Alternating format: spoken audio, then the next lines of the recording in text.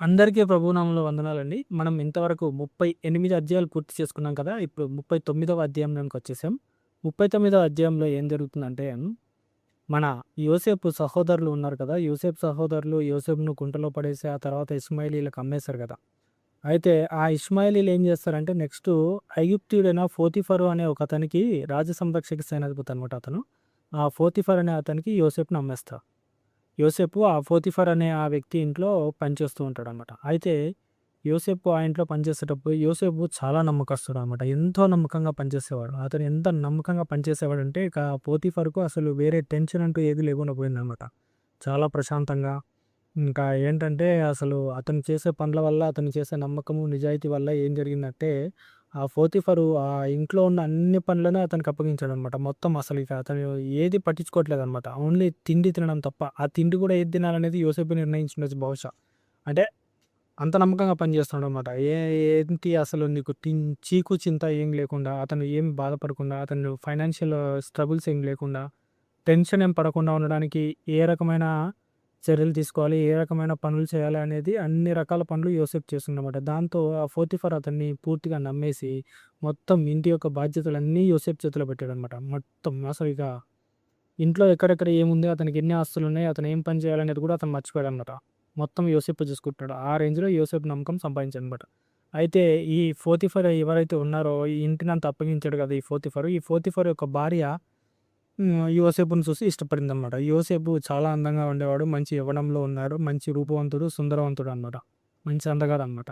So, ఈ Potiphar యొక్క భార్య యోసేపుని ఇష్టపడడం వల్ల ఎప్పుడు డిస్టర్బ్ చేస్తుండేదనమాట యోసేపుని.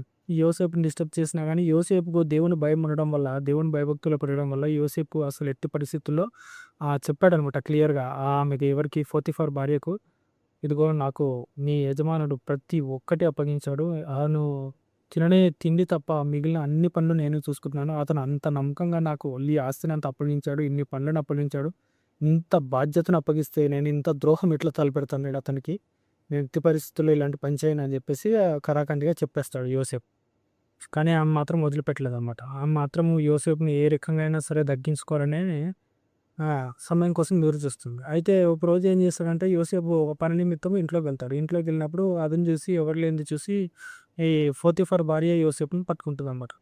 యోసేపు ఏం చేస్తాడంటే సిట్యుయేషన్ గ్రహించి ఇది ప్రమాదానికి దారితీసే విధంగా ఉందని చెప్పేసి అక్కడి నుంచి పారిపోతాడు. ఆ పారిపోయేటప్పుడు యోసేపు ఒక వస్త్రము ఈమె గట్టిగా పట్టుకోవడం వల్ల ఆ వస్త్రం ఆమె దగ్గర ఉండిపోయిందన్నట్టు. సో, యోసేపు అయితే మొత్తానికి ఏదో రకంగా తప్పించుకొని బయటకొచ్చాడు. బయటకొచ్చిన తర్వాత ఈ పోతిఫర్ భార్య ఉంది గదా! ఆమె ఇక మొత్తం చుట్టుపక్కల ఉన్న జనాలందరినీ, ఆ పక్కనున్న పనోళ్ళని, మిగిలోళ్ళందరిని పిలిపించి, చూడండి ఈ హెబ్రీని తీసుకొనొచ్చి మనం ఇంట్లో ఫుడ్ పెట్టి, అతనికి ఇంత బాధ్యతలు అప్పగించి, ఇంత చక్కగా చూసుకుంటే, అతను చేసిన ద్రోహం చూడండి. అతను నా మీద ఆశపడ్డాడు. ఎవరు లేని సమయం చూసి నా మీదికి రావడానికి చూసాడు. కాబట్టి నేనేం చేశానంటే, గట్టిగా అరిచేసరికి భయపడి అతను పారిపోయాడు. దాంతో అతని వస్త్రం ఇంకా ముందుకెళ్ళి కావాలంటే చూడండి అని చెప్పి వస్త్రాన్ని తీపిచ్చాడనమాట. సో, పనివాళ్ళందరూ కూడా ఎట్లైనా ఆమె యజమాని భార్య కాబట్టి ఆమె మాటే నమ్మాల్సొచ్చింది. నమ్మారు. అయితే ఆ యజమానుడు తిరిగొచ్చేంత వరకు ఆమె ఆ వస్త్రం ఆమె దగ్గర ఉంచుకొని తన భర్త తిరిగొచ్చిన తర్వాత భర్తకు విషయం చెప్పిందనమాట. చూడండి ఎంత చండాలమైన పని చేశాడో. మీరేమో ఆ హెబ్రీని నమ్మకస్తుడని చెప్పి తీసుకొనొచ్చి ఇంట్లో పెట్టి అన్ని బాధ్యతలు అప్పగించారు. అతను చేసిన నీచమైన పని చూడండి. నన్ను ఎంత ఎగతాళి చేశాడు. నేను తలెత్తుకొని ఎలా తిరగాలి? నా పరువంతా పోయింది.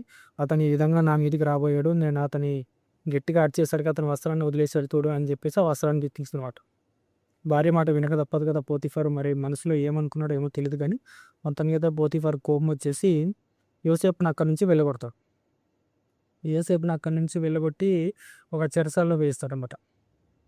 ఇంకా అది దేవుని చిత్తం అనుకోని యోసేపు కూడా తల వంచుకొని చెరసాలకెళ్ళిపోతాడు. అక్కడ చెరసాలలో కూడా మరి ఎంత నిజాయితీగా ఉన్నాడంటే యోసేపు అంత నిజాయితీగా ఉన్నాడనమాట. అతని యొక్క నమ్మకము, అతని యొక్క గుణం వల్ల ఆ చెరసాల అధిపతి కూడా అతని మీద చాలా దయ కలుగుతుందనమాట. చాలా దయ కలిగి ఏం చేస్తారంటే సేమ్ అక్కడ పోతిఫర్ ఎలాగైతే అన్ని బాధ్యతలు యోసేపుకు అప్పగించాడో ఇక్కడ కూడా చెరసాల అధిపతికి దేవుడు అతని మీద కటాక్షం చూపిస్తాడనమాట. అతను చేసే మంచితనం వల్ల, అతను ఉండే విధానం వల్ల. దానివల్ల ఏం చేస్తాడంటే ఆ చెరసాల అధిపతి మొత్తం బాధ్యతలు యోసేపుకి ఇస్తాడన్నట్టు.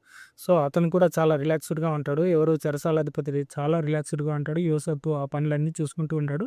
చెరసాలలో ఉన్నా కూడా అతను ఒక నమ్మకమైన బాధ్యత గల యువకునిగా ఒక మంచి పొజిషన్‌లో ఉన్న విధంగానే ఉంటాడనమాట. ఏమి ఇబ్బంది పడడనమాట యోసేపు. అంటే దేవుడు అతన్ని ఆ విధంగా తోడుగా ఉంచి ఆశీర్వదించి కాపాడనమాట. అంటే దీన్ని గురించి మనం అర్థం చేసుకోవాల్సింది ఏంటంటే కష్టాలనేవి వస్తుంటాయి, పోతుంటాయి. ఎన్నో రకాల పరీక్షలు మనకు ఎదురవుతుంటాయి. బట్ మన నమ్మకాన్ని, మన నిజాయితీని మనం నిలబెట్టుకుంటే దేవుడు ఎప్పటికైనా సరే మనల్ని ఒక మంచి పొజిషన్‌కి తీసుకెళ్తాడు. మన నమ్మకాన్ని బట్టే మన యొక్క జీవితం ఉంటుంది. ఇవన్నీ ఉన్నా లేకపోయినా జీవితం ఎప్పుడు ప్రశాంతంగా ఉండాలంటే మనం ఎప్పుడూ నిజాయితీగా ఉండాలి. దేవుని యందు భక్తులు కలిగి ఉండాలనే ఒక మంచి పాఠాన్ని మనము ఈ 39వ అధ్యాయం ద్వారా తెలుసుకోవచ్చనమాట. దీంతో మనకు 39వ అధ్యాయం కూడా పూర్తయింది. నెక్స్ట్ మనం 40వ అధ్యాయంలో కలుద్దాం. మీరు కూడా మాతో పాటు ఈ బైబిల్ జర్నీని కంటిన్యూ చేయాలనుకుంటే మా ఛానెల్‌ని సబ్స్క్రైబ్ చేసుకోండి. లైక్ చేయండి, షేర్ చేయండి, కామెంట్ చేయండి.